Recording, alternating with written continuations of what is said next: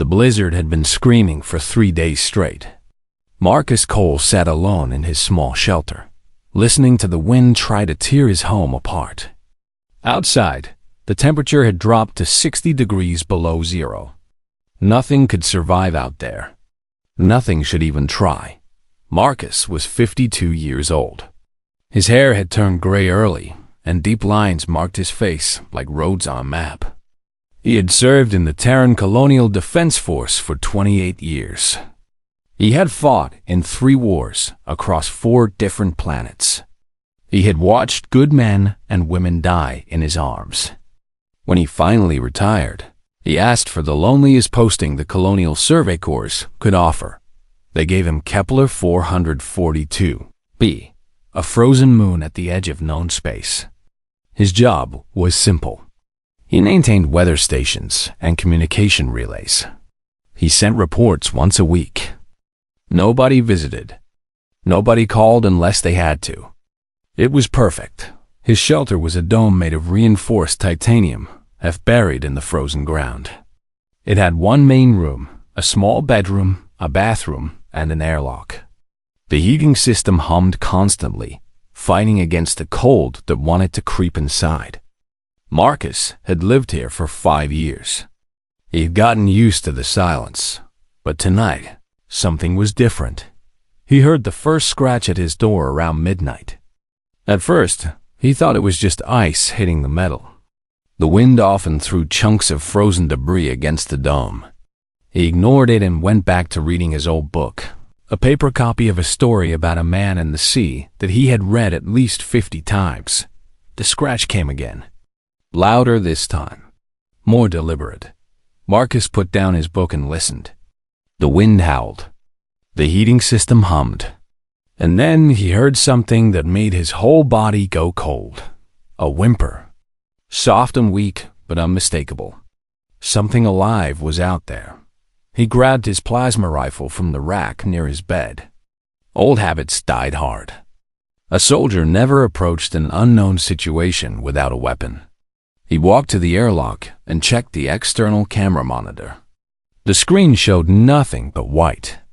The blizzard was too thick to see through. Marcus switched to thermal imaging. The screen flickered, and then he saw them. 3 shapes huddled against his door. They were large, maybe the size of small horses. They had 4 legs and what looked like tails pressed tight against their bodies. And they were losing heat fast. The thermal colors were shifting from warm orange to cold blue even as he watched. Whatever these creatures were, they would be dead within the hour. Marcus knew the regulations by heart. Unknown alien life forms were to be reported immediately. Contact protocols existed for good reasons. Alien diseases could kill humans. Alien predators could be dangerous. The smart thing to do was stay inside, make a report, and let the science teams handle it later. But Marcus Cole had spent the last 5 years trying to forget the faces of everyone he had failed to save. He was tired of watching things die. He cycled the airlock. The inner door sealed behind him. The small chamber was cold, even with insulation. He heard the outer door begin to open. An icy wind rushed in like a living thing trying to swallow him whole. Marcus braced himself and looked down. 3 creatures stumbled into the airlock on legs that could barely hold them up. They were covered in thick silver fur that had frozen into stiff clumps. Ice crystals hung from their bodies like broken glass. They had long snouts filled with teeth that could probably tear through metal. But their eyes caught his attention most. Each creature had 6 eyes arranged in 2 rows of 3. And those eyes held something Marcus had not expected to see. Intelligence. Fear.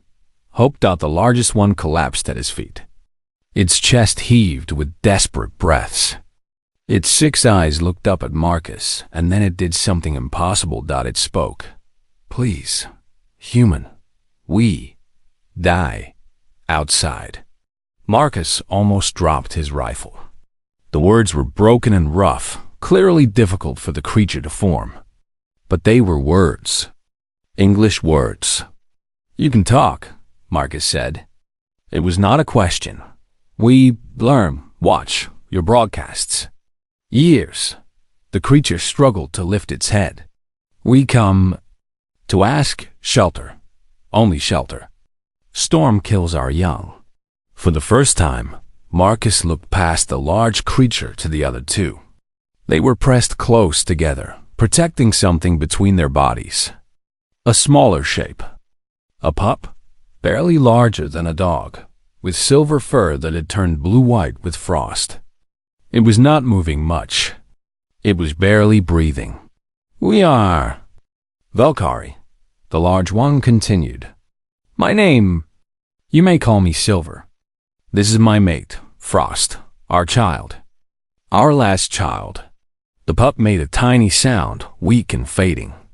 Something cracked open inside Marcus's chest. Something he had spent 5 years trying to keep locked away. He lowered his rifle. Get inside, he said. His voice came out rough. All of you, move toward the heat vents. Now. He helped them through the inner door, half pushing and half carrying the two adults while Frost held the pup gently in her jaws. The main room of his shelter suddenly felt very small, with 3 horse-sized aliens taking up most of the floor space. But the heating system was strong, and warmth began to seep into their frozen bodies immediately. Silver collapsed near the largest heat vent and did not move. Frost curled around the pup, using her body heat to warm the small creature. The third adult, who had not spoken yet, simply lay down and closed all 6 of its eyes. Marcus stood in the middle of his shelter, holding his rifle and wondering what he had just done. He had broken at least 15 regulations. He had let unknown alien life forms into his home. He had no idea if they were dangerous, diseased, or something worse. But looking at them now, shivering and weak and clinging to life, he could not bring himself to regret it. The pup, he said finally. How bad is it? Silver's eyes opened slowly. She is dying, cold too long. No food for many days. We traveled far to find you. To find me specifically? To find any human who might help. You were closest. Storm caught us. We almost did not make it. Marcus looked at the tiny pup struggling to breathe. He thought about his wife, Linda, who had left him 3 years ago because she could not live with the ghost of the man he had become. He thought about the soldiers he had failed to save. He thought about the empty years stretching ahead of him in this frozen tomb he had chosen for himself. I am not a doctor, he said quietly, but I will do what I can. Silver's eyes held his for a long moment. Thank you, human. Thank you. Marcus set down his rifle and got to work. Marcus worked through the night without rest. He was not a veterinarian. He was not even good with animals. But he had spent 28 years patching up wounded soldiers in the field. And keeping a body alive was keeping a body alive, no matter what species it belonged to. The pup, whose name was Dawn in the Valkyrie language, was in very bad condition. Her body temperature had dropped so low that her organs were starting to shut down. She was also starving. Marcus could feel her ribs through her thin fur, like sharp stones under silk. He wrapped her in every thermal blanket he owned. He placed heating pads around her body. He rigged up a system to blow warm air directly over her small form. Frost, the mother, watched everything he did with 6 anxious eyes that never blinked. Will she live? Frost asked.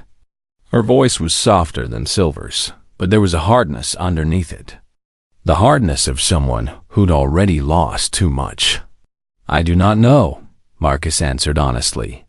I am doing everything I can. He found some protein paste in his emergency supplies. It was meant for humans, but it was better than nothing.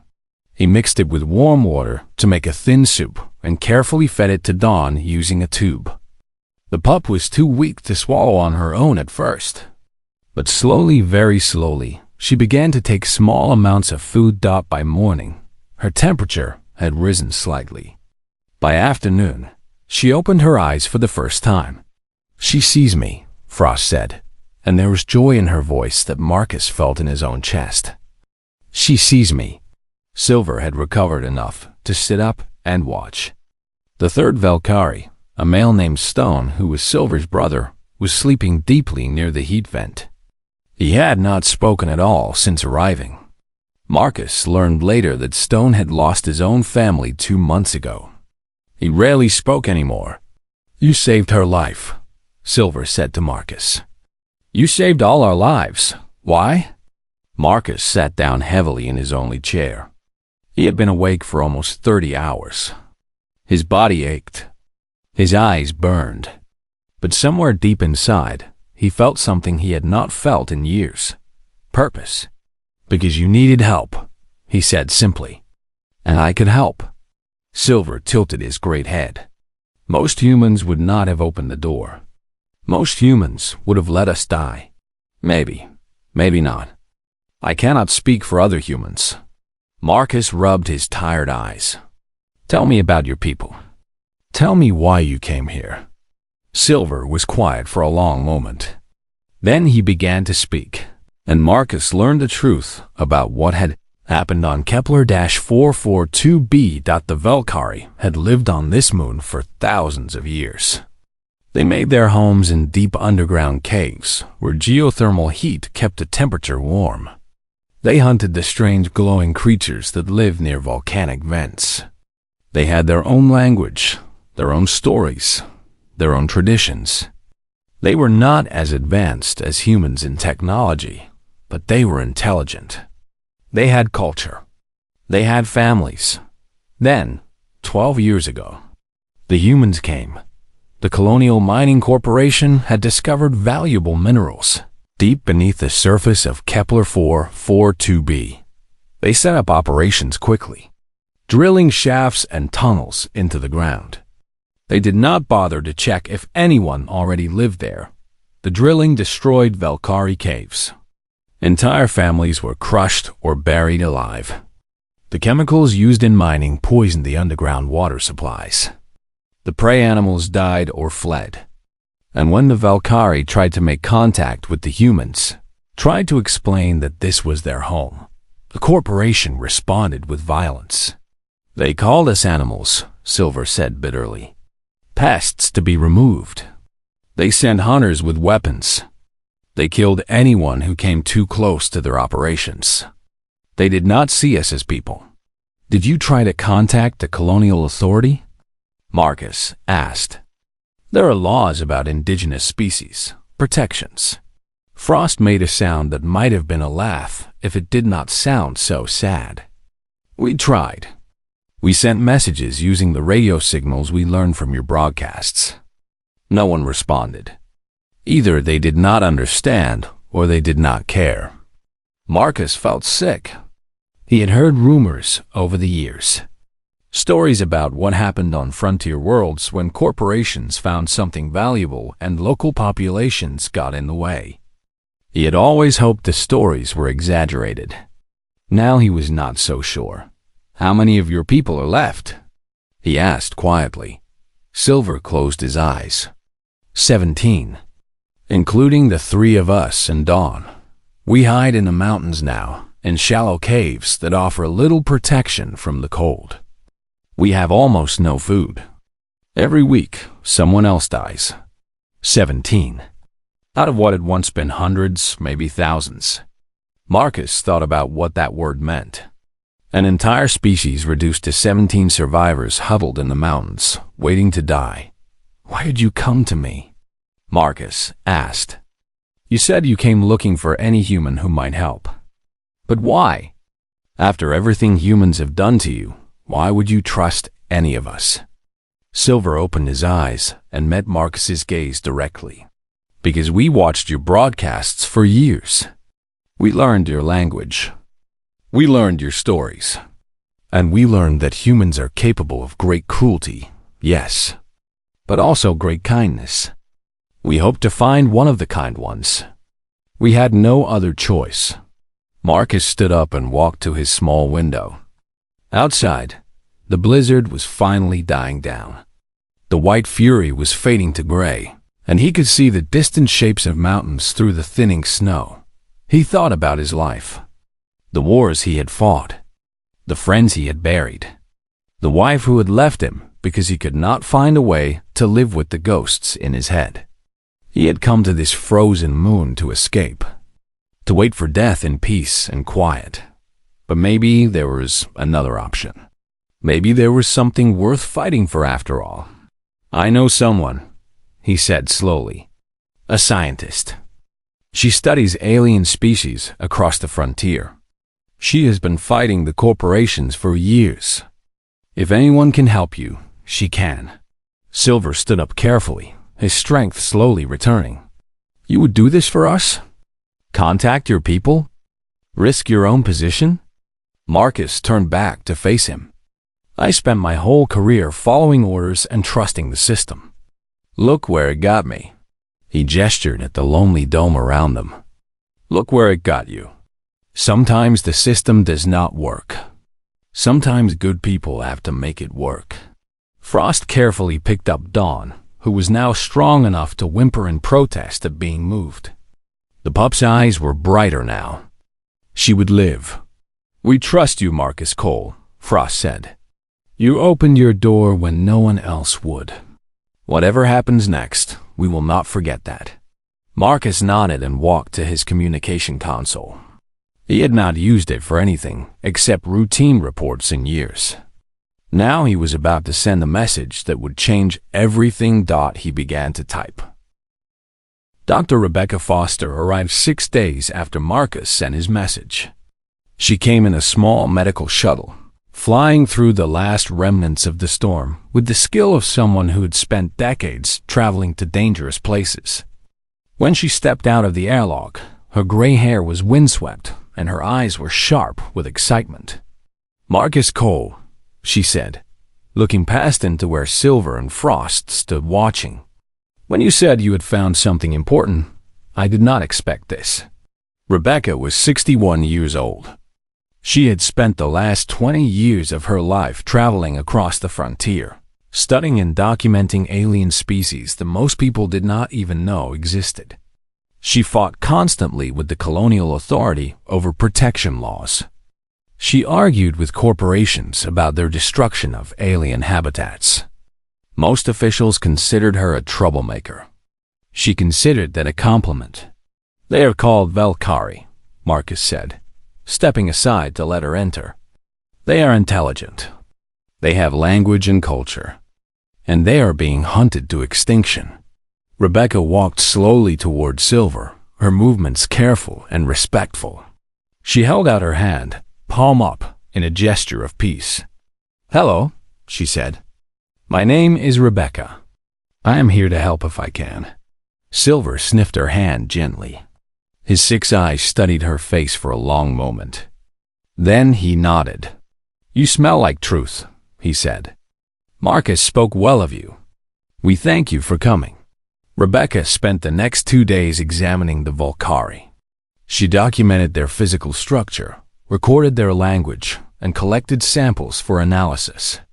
She was gentle and patient, explaining everything she was doing and asking permission before each test. The Valkyrie, who had learned to fear humans, slowly began to relax around her. Dawn, the pup, recovered more each day. She was now strong enough to walk around the shelter on unsteady legs, sniffing at everything with great curiosity. She took a particular liking to Rebecca, following her everywhere and making soft chirping sounds whenever the scientist spoke. "She says you smell like kindness," Frost translated. "She wants to know if you have any more of the warm food." Rebecca laughed, a genuine sound that made the small shelter feel warmer. "I will see what I can find." On the 3rd night, they all gathered in the main room to discuss what to do next. Stone, Silver's brother, had finally started speaking again. His voice was rough from disuse, but his mind was sharp. "The mining corporation knows we exist," Stone said. "They have hunted us for years. If they learn that humans are helping us, they will come here. They will destroy this place and everyone in it. Let them try. Marcus said quietly. There was something in his voice that made the others look at him. The tone of a soldier who had seen too many battles to fear another one. Marcus is right, Rebecca said. We cannot hide forever. But we also cannot fight the corporation directly. They have too many resources, too much power. She pulled out a small data pad and began showing them information. However, they are not above the law. Not completely. There are rules about indigenous species. If we can prove the Valkyrie are intelligent beings with their own culture and society, the colonial authority will have to intervene. You think they will listen? Frost asked. Her voice was heavy with doubt. We tried to contact them before. No one cared. Because you did not have proof they could not ignore. Because you do not have humans willing to stand beside you and demand answers. Rebecca's eyes were fierce. Now you do. They spent the next several weeks gathering evidence. Rebecca recorded hours of conversations with the Valkyrie, documenting their language and history in detail. Marcus used his security clearances to access corporate records, finding communications that discussed pest removal operations and indigenous problem management. Stone led them to the remains of destroyed Valkyrie caves, where Rebecca collected evidence of deliberate destruction. The work was dangerous. Twice, corporate patrol drones flew near the shelter, forcing everyone to hide and stay silent for hours. Once, a ground team came within a kilometer of their position before turning back. Marcus kept his weapons ready at all times, but the most powerful evidence came from the Valkyrie themselves. Silver told stories of the old days, before the humans came, when thousands of his people lived in the caves below. Frost described the births of her first 3 children, all killed when mining explosions collapsed their home tunnel.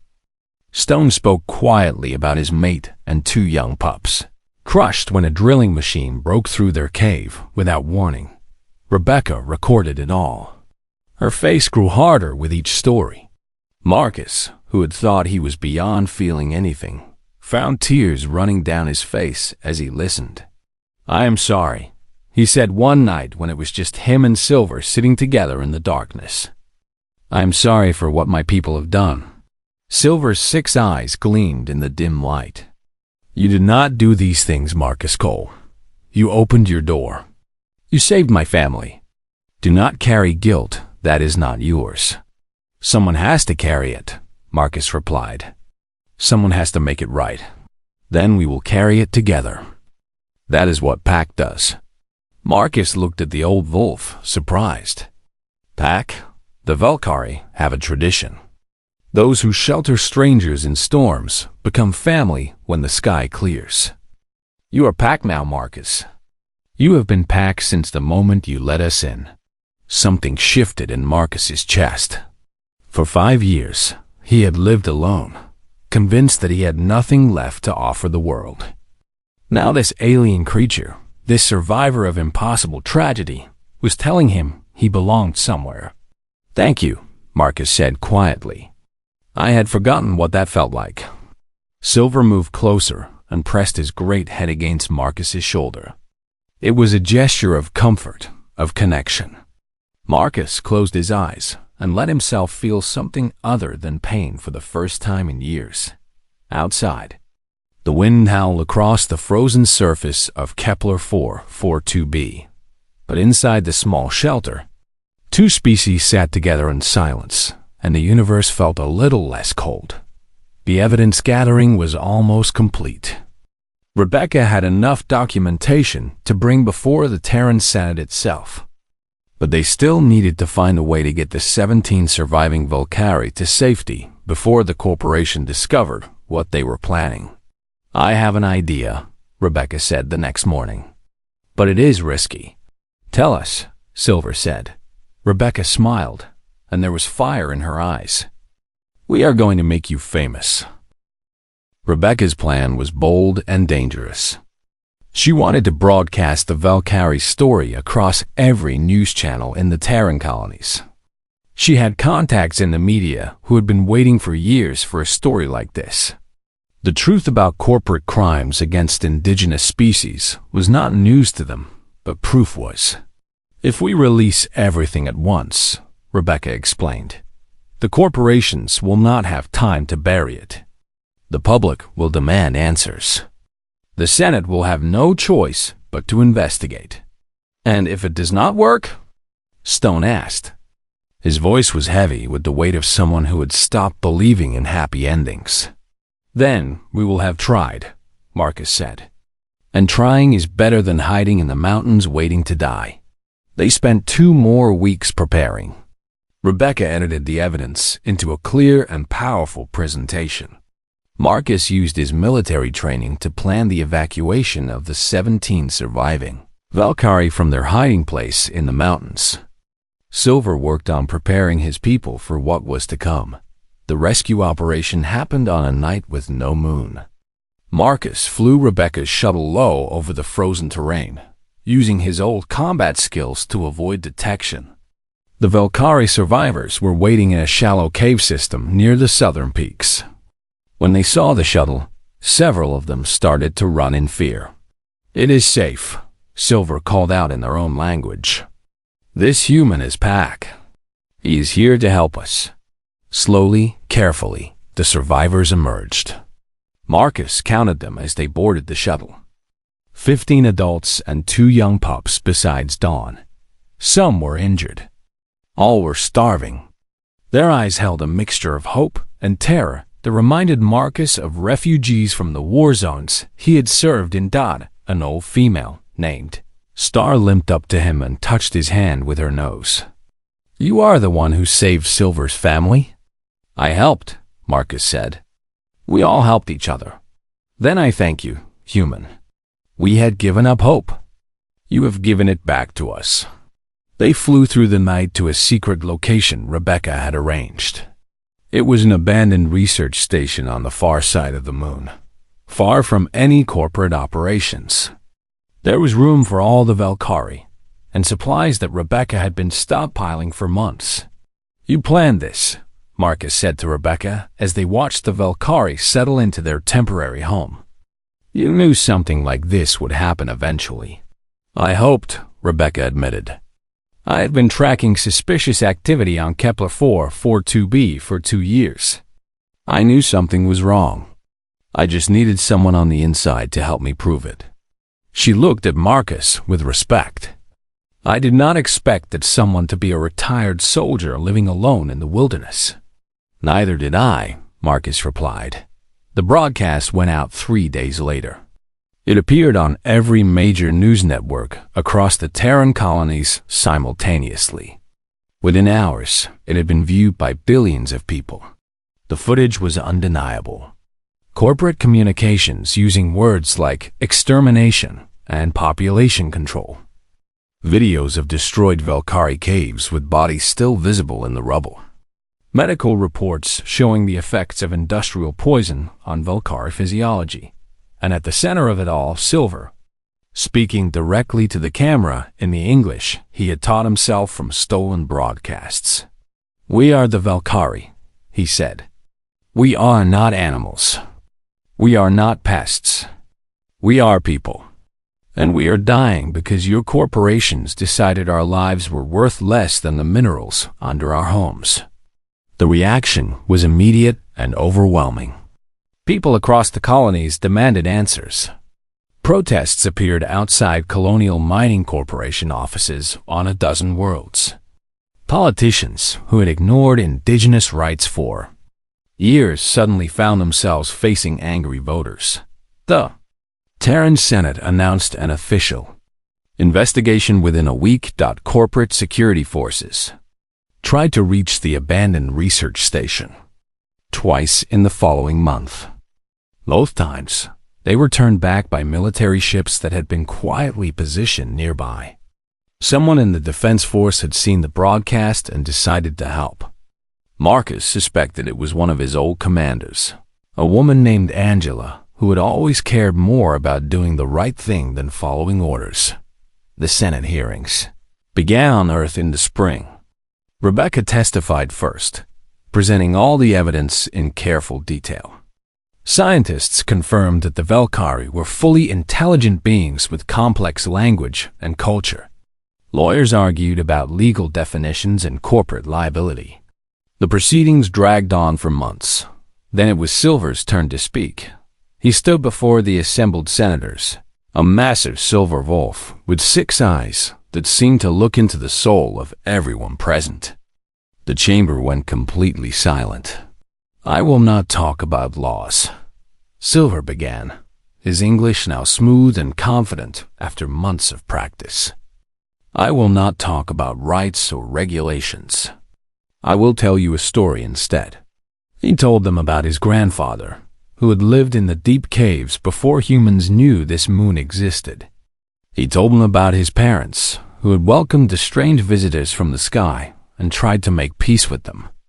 He told them about his first 3 children, crushed to death when corporate drills broke through their home without warning. He told them about the night of the blizzard, when he had carried his dying daughter through the storm to beg a stranger for shelter. One human opened his door, Silver said. One man, living alone on a frozen moon, chose to help us when everyone else had chosen to let us die. Marcus Cole saved my family. He did not know us. He had no reason to trust us. But he saw creatures in need, and he chose kindness. Silver looked around the chamber, meeting the eyes of every senator. That is what humans are capable of. Kindness, compassion, the choice to help strangers even when it is difficult. We have seen the worst of your species. We have also seen the best. Now you must decide which version you want to be. The chamber remained silent for a long moment after he finished. Then, slowly, people began to stand. First 1, then 5, then 50. The applause built until it echoed off the ancient walls like thunder. Marcus, watching from the gallery above, felt tears running down his face for the second time in his life. The vote came 3 days later. It was not even close. The Colonial Mining Corporation lost everything. Their charter to operate on Kepler 442b was revoked immediately. Criminal charges were filed against 17 executives for crimes against indigenous peoples.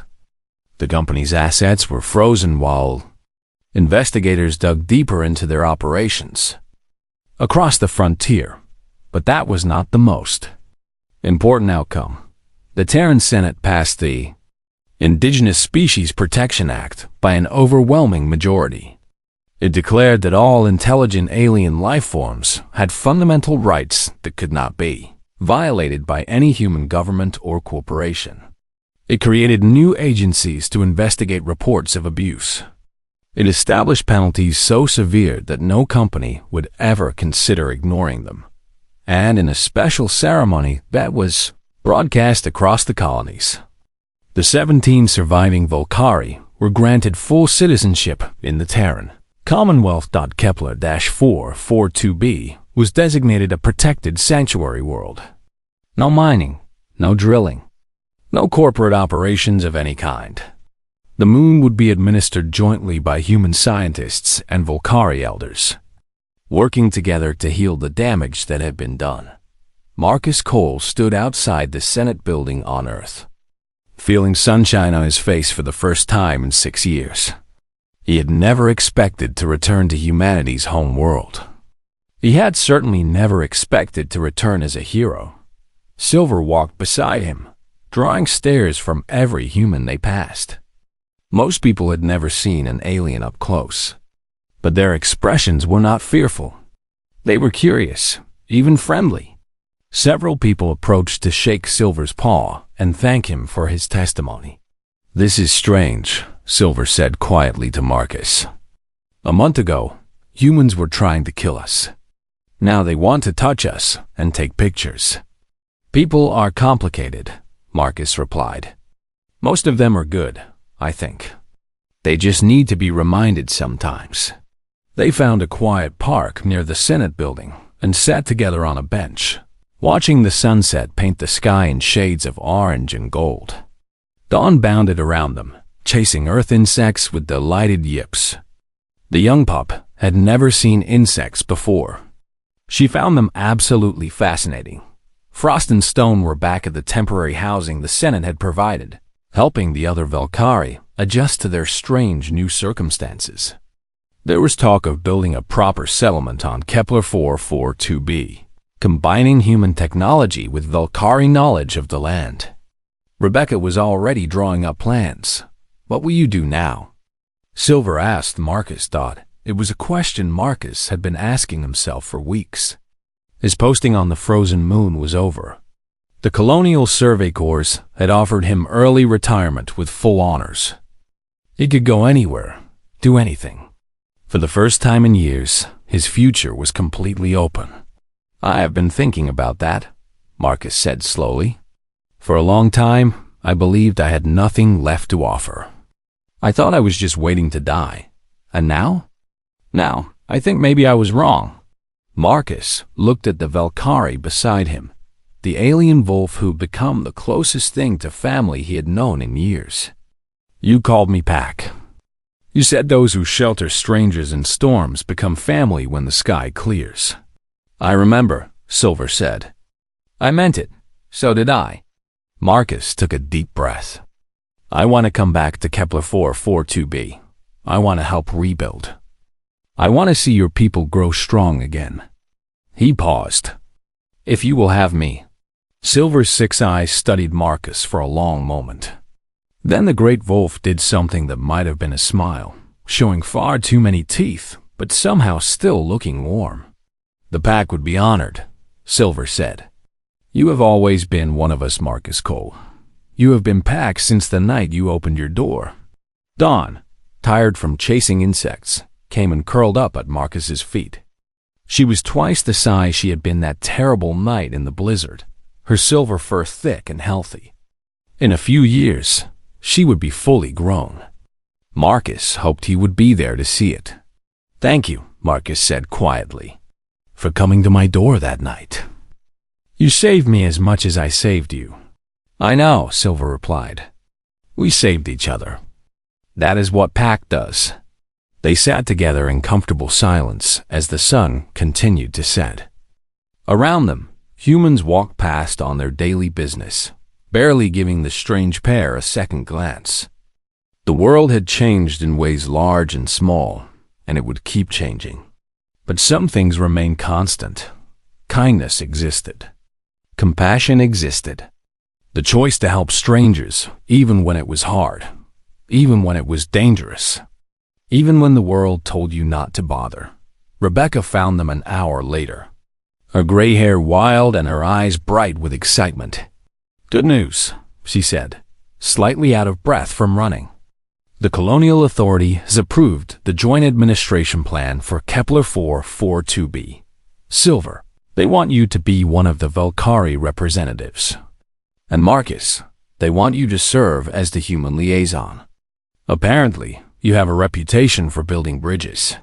Marcus laughed, a sound he had almost forgotten how to make. I spent 5 years as a hermit on a frozen moon. I barely talked to anyone. And yet here you are, Rebecca said with a smile. Funny how things work out. Silver stood and stretched his long body. When do we leave? 3 days. There is a transport ship scheduled for the outer colonies. You should all get some rest. There is a lot of work ahead. She walked away to make more arrangements, leaving Marcus and Silver alone again in the fading light. A lot of work, Silver repeated thoughtfully. Rebuilding, healing, teaching our peoples to live together. It will not be easy, Marcus admitted. There will be problems, disagreements, people who do not want things to change. Yes, Silver agreed. But we will face them together. As Pack, Dawn woke up and yawned, showing tiny teeth that would one day be as impressive as her father's. She looked up at Marcus with bright, trusting eyes. Together, Marcus said, reaching down to scratch behind the pup's ears. I like the sound of that. 3 days later, they boarded a transport ship bound for the outer colonies. Marcus watched through the window as Earth grew smaller behind them. He was leaving humanity's home world again, perhaps for the last time. But this time, he was not running away from something. He was running towards something. A frozen moon. A new family. A second chance. Silver sat beside him, watching the stars appear as they moved beyond Earth's atmosphere. Frost and Dawn were curled together nearby, sleeping peacefully. Stone was talking quietly with Rebecca about plans for the new settlement, his voice stronger than it had been in months. "Marcus," Silver said softly, not wanting to wake the others. "Yes?" "Thank you. For everything." Marcus smiled, really smiled, for the first time in longer than he could remember. "Thank me when we get home." Home. It was a word he had not used in years. A word he had not believed in. But now, surrounded by his strange new pack, heading toward a frozen moon that held more warmth than he had ever expected to find. The word felt right outside the window. The stars burned cold and bright against the endless dark. But inside the ship, there was warmth. There was hope. There was family, and for Marcus Cole, that was more than enough.